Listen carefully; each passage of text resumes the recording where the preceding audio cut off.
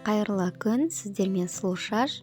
Бүгін осындай дәмді капустадан дайындалатын салаттың рецептін ұсынамын. Алдымен жұмыртқаны тұз және сұйық май қосып жақсылап араластырып аламыз.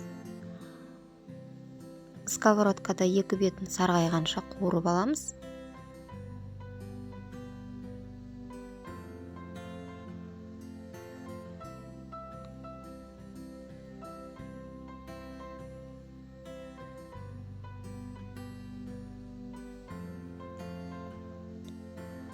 Шұжық және қиярды осылай видеодағыдай үшбұрыштап турап алдым.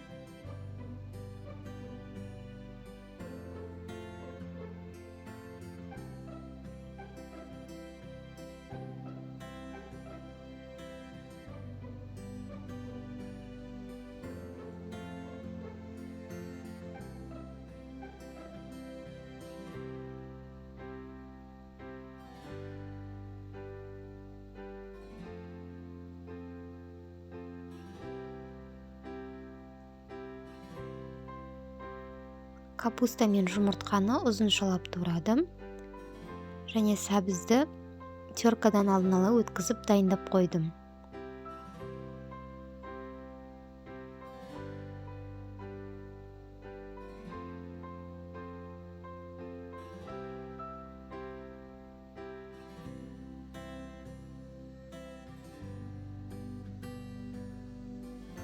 Горохын, майонезін және дәміне қарай тұз бұрышын салып, жақсылап араластырамыз.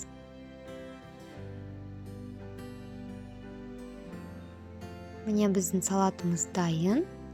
Өте дәмді болып шықты. Жасап көруге кеңес берем. Баршаңызға ас болсын.